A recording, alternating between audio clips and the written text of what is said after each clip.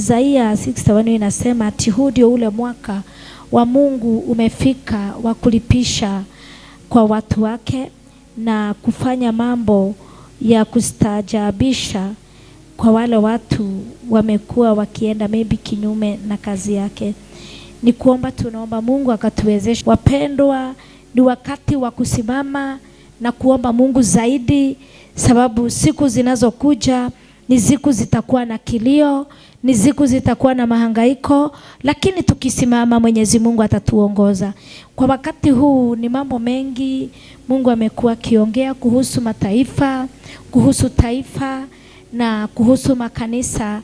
Na hii siku hii ya leo kuna mambo mengi Mungu ameongea kuhusu watumishi wake wale wanaomtumikia. 1 Corinthians chapter 3 and verse 9 inasema, sisi ni watenda kazi pamoja na Mungu, ninyi ni shamba la Mungu na jengo la Mungu. Bwana Yesu asifiwe.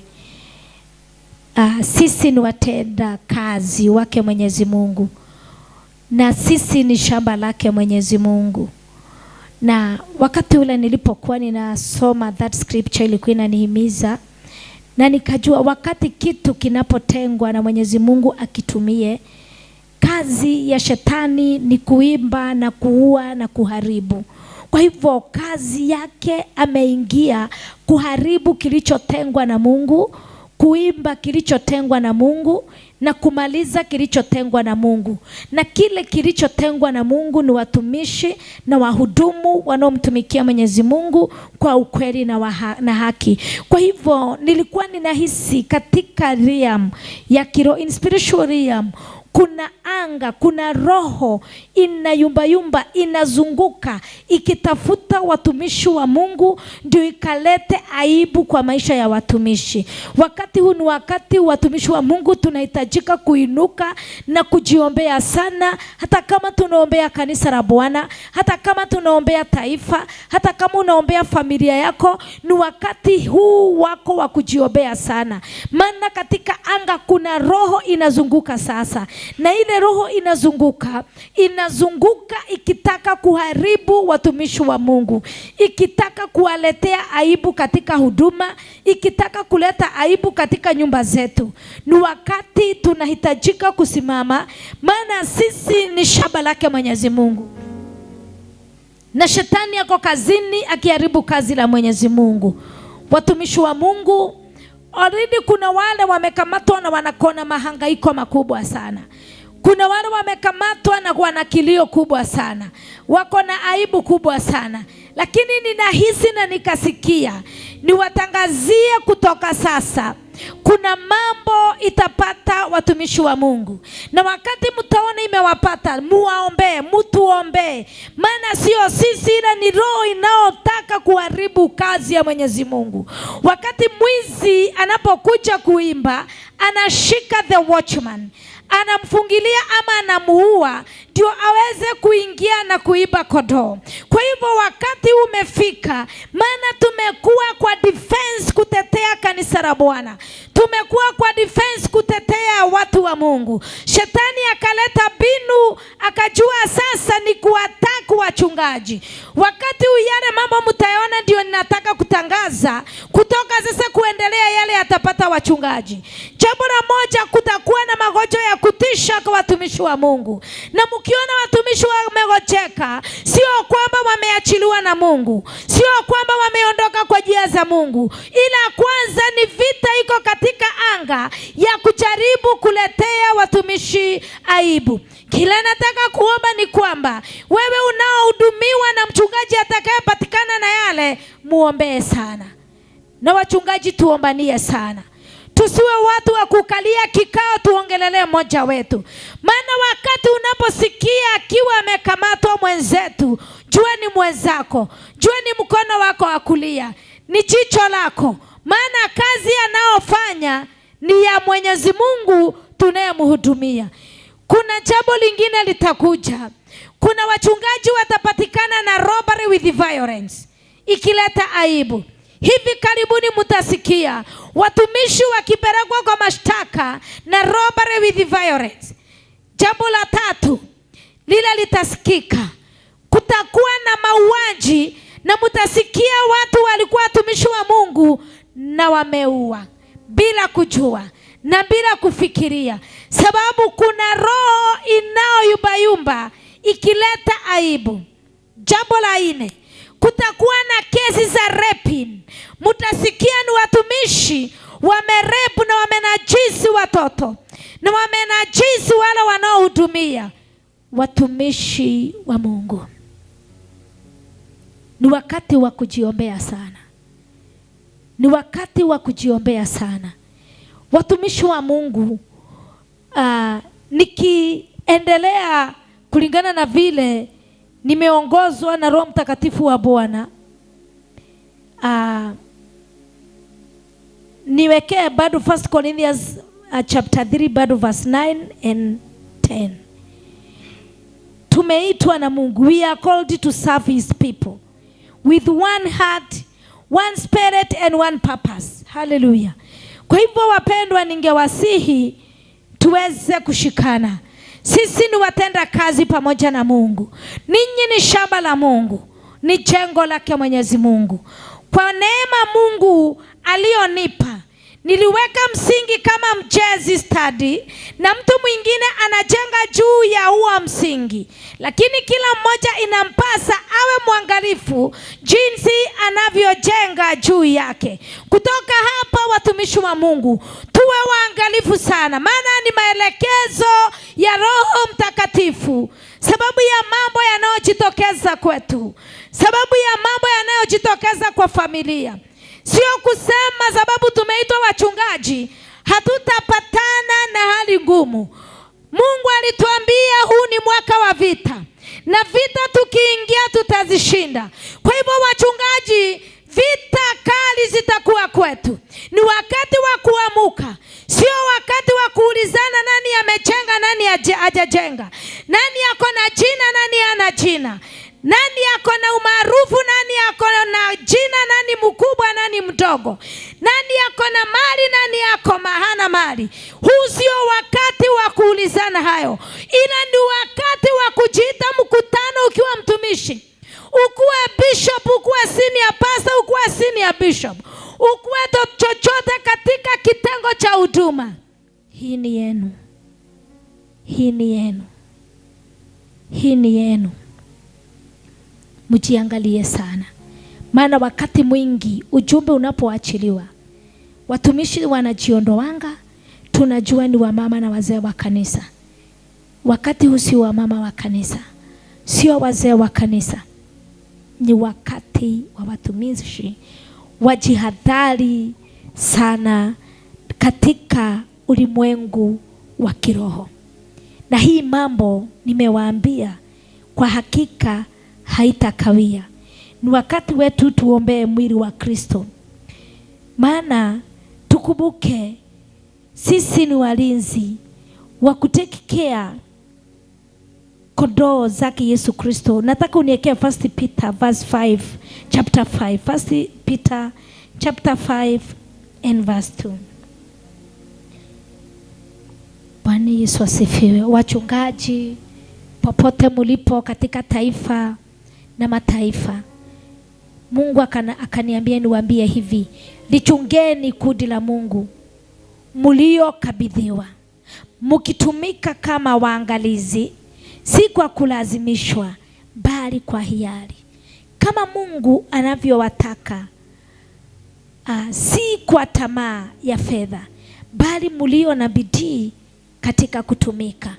Watumishi wa Mungu, this is the warning from the Holy Spirit of the Lord. Tusitumikie Mungu sababu tulisukumwa. Usitumikie Mungu sababu ulitiliwa mafuta.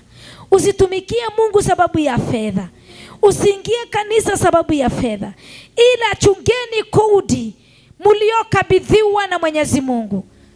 Mkuwe waangalifu wakati mnapotumikia lile kodi, wakati mnapotumikia wale mlioletewa na Mwenyezi Mungu, kama Mungu anavyowataka muwe, si kama tamaa ya fedha. Muondoe tamaa ya fedha, maana hiyo ndio imemaliza huduma. Wakati watumishi mnaposimama, wengi wanaongozwa na tamaa ya fedha. Tuondoe fedha tutumikie Mwenyezi Mungu. Mungu anajua tuko na bills za kushughulikia. Na mkifanya hivi, bali mliona bidii katika kutumika, Mwenyezi Mungu atawashughulikia, atarejesha na ataondoa aibu, atapigana vita sababu tumetii kazi yake. Nikimalizia nataka uniwekee Psalms 133 and verse 1 kuhusu bado watumishi.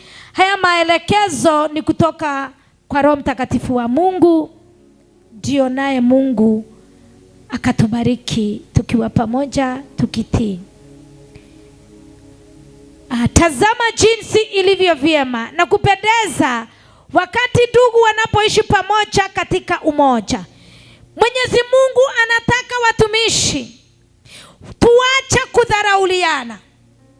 Madharau imejaa kwa huduma ama kwa ministry, ndio imefanya tukapigika. Watumishi, Mungu anataka kutuleta pamoja. Anataka tuondoe vita. Anataka tuondoe madharau. Ukiwa umepewa neema, umefika katika kitengo, wacha kudharau walio chini. Kumbuka hata wewe mahali ulianzia ulikuwa chini zaidi. And God is going to raise new people in this world to preach his gospel with one love and unity. Kama mutasubmit, mukiendelea kudharau wanaokuja, kuna kiboko Mungu anaenda kuachilia. Kwa hivyo Mungu anataka mufungulie malango wale watu tunaowalea, wale watumishi walio chini wanatafuta platform wakanyange wahudumu, tuwafungulie malango. Na hisi kuna watu Mungu wako katika kichaka wanahitajika kutumika, lakini sababu ya gharama ndio uweze kutiliwa mafuta. Kuna gharama kubwa, wengi wanaitishwa gharama kubwa, mpaka wengi wameishi wakikataa kwenda kutumika. Hawajapatiwa ordination ya mafuta, hawajatiliwa mafuta. Maana Samueli, gharama imekuwa juu sana. Mnaambiwa na Mungu ni wakati wa kufungua milango watumishi, senior men, women of God. Na ninaongea hili nikiwa nimenyenyekea mbele yake Mwenyezi Mungu, nikiwa kama yule mdogo sana, kama vile Gideoni alisema, mimi ndiye mdogo katika Israeli, katika familia yetu, and our clan is the smallest clan in Israel. That words were from Gideon. But God knows he was the one who was carrying salvation of Israel. Bwana Yesu asifiwe. Watu wa Mungu na watumishi wa Mungu, wenye Mungu alitupatia neema, akawapatia neema, akawafungulia malango, na akawa mnamuita na anasikia. Na waomba na nawahisi tufungulie wale wanaokuja malango, tuwapatie mafuta waende wakatumike. Wakija wacha kuitisha gharama kubwa, itisha gharama ya kulingana na kile wanachoweza. Maandiko inasema wakati tunapoenda tutoe kulingana na mapato yetu. Tuache kufinyilia wahudumu ndio waweze wakatumike. Mwenyezi Mungu asema kazi yake ni mingi, lakini alitukalisha mahali juu ndio tuwe macho na tuwe na uwezo wa kufungulia wengine. Tukuwe na authority ya kuwatuma waende wakatumike. Ila hali wanapokuja katika maagizo tunawafinyilia.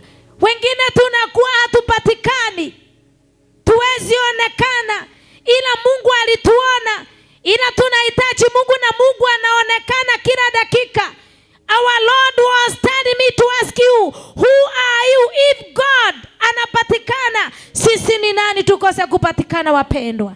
Na wasihi katika jina la Yesu Kristo, tunyenyekee, tutumikie watu wa Mungu.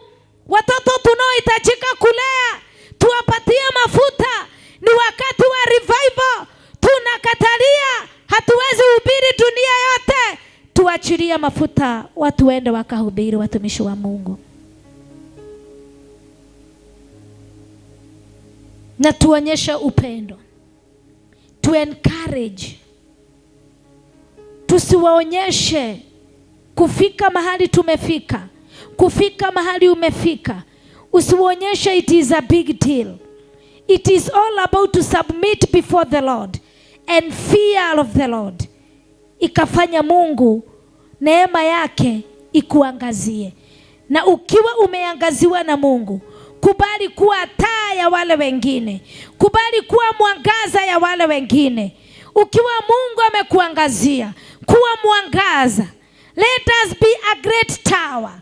Na tukawekwa taa ya kumulika, ndio tumulikie wenzetu waone njia, ndio waweze kusimama. Jambo la mwisho nikimalizia ni kwamba kwa wale watumishi wote wako pale, nanyi kila kitu nataka kuwasihi. Wale mnaosimama ndio Mungu akawaekea platform. Muheshimu mafuta yaliyo juu yenu.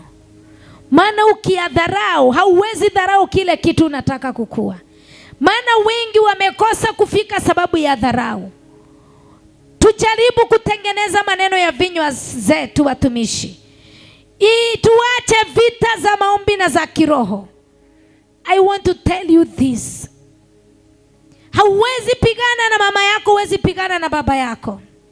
Respect your father, respect your authority, na ndio hayo mafuta ya kubariki. Maana Roho Mungu alikuwa anasema wengi wamejitafutia laana. Hawa respect the authority. You want to raise, you want to come up, you want to start somewhere and you don't respect authority. Kama hautaheshimu your senior, na wewe usigoje uheshimike. Praise God. Kama hautatii your authority, hakuna siku utaheshimika. Kama hautatii your authority, mafuta aliyoibemba hayatakubariki. Wengine watakuja wabarikiwe, lakini utaremain the same. Hallelujah. Utaremain the same. Kila Mungu anataka wadogo waheshimu wakubwa, wakubwa waheshimu wadogo, na tupeane space. Hallelujah. Maana kuna watu Mungu alikuwa ananiambia wameisha. Waliingia katika madhabahu, ukaona unahubiri kuliko your authority, ukaona unasikia sauti sana kuliko authority, ukaanza kudharau the authority. I want to tell you this. The grace with that woman, the grace with that man, ndio inakuwezesha kuhubiri vile unahubiri, ndio inakuwezesha kutabiri vile unatabiri. Respect the grace of the authority, na ndipo Mungu awapeleke mahali. Wachungaji, tuheshimiane, tuheshimu mafuta makubwa, tuheshimu mafuta madogo, tuheshimu wazee wa kanisa, tuheshimu wazee wa kanisa, na tuwajibike, ndipo Mungu akatuelekeze na akatubariki. Tusipotii, tusiposema, tusiposikia hiyo katika anga, kuna hayo mambo nimeyataja pale mwanzo, muyasikize vizuri, maana hayo yatakuja kutimia very soon. Very soon. Kuna watu wakubwa sana hamutawasikia tena. Mungu atubariki sana na atukumbuke. Na sababu ya hiyo nimehisi tutakuwa na maombi ya kuombea wachungaji wote. Hallelujah. Tutakuwa na maombi ya kuombea makanisa yote. That is my work, to pray for the body of Christ. Mimi sitaki kujua uko wapi. Sitaki kujua umegojeka wapi we ni mchungaji. Sitaki kujua umebeba grace inatoshana aje. Kila kitu ninasikia na nimesikia na nimehisi. We are going to have a prayer meetings of pastors. Tuwaombee, tuwafungulishe. Ikiwa uko pale uko na authority, you are welcomed unto that prayers. Tuweze kusemezana na tuweze kuomba na kuombea makanisa, na vita ziishe katika makanisa. Vita wa Kristo, muondoe vita. Kila kimefanya tusiondoke, tusiendelee ni vita. Wakati unapokuwa na kanisa mwenzako afungue hapo jirani, badala uendelee kuwa majirani. Tunahubiri Mungu moja. Ni kama tunahubiri miungu nyingi, lakini tunapiga shetani moja. Wachana na mtu, tafuteni ushirika. Tuwache vita za kushikana, kupimana nguvu, kupimana kiroho. Hiyo vipaji uko nazo ni Mungu alikupatia ufanye kazi, na usipowajibika atakunyang'anya na apatie mwingine, na kazi ya Mungu haitasimama. Na tukikosa kusikia, atakuondoa na asimamishe mwingine, maana anasema kazi yake haitasimama. Mwenyezi Mungu anasema hiyo kazi alituwajibikia. Tukileta mzaa na tukose kutii, kazi yake haitasimama, atawaondoa. Haleluya, na asimamishe wengine. Wengi wanaondolewa na makanisa zitafungwa. Wengi wataondolewa. Wengi wataresign automatically because hawakutaka kutii. Wanaondokea kazi, na kuondokea kazi ya Mungu. Hauwezi ajiriwa na baba and then ujifanye umeondoka. God will deal with you. It is not me, it is the Holy Spirit of the Lord. Na wale wote watariseni, muangoje muone vile Mungu atawafanyia. Atawapeleka mpaka wasarende. Hamwezi ondokea kazi ya Mungu. Ikiwa mzito, enda tafuta maarifa. Enda ita kwa maombi, na ndio Mungu akupiganie vita. Uendelee kusimamisha kazi ulioitiwa.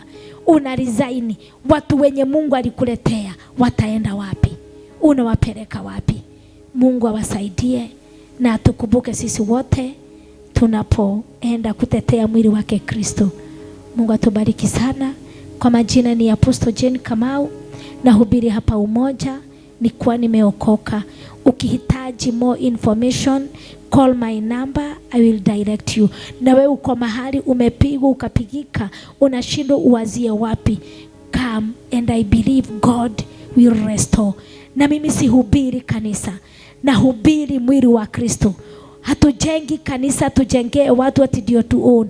Tunajenga sababu ya mwili wa Kristo. Kwa hivyo wapendwa, popote mlipo, uko na neema, mafuta haijakufikia. Mungu akubariki sana.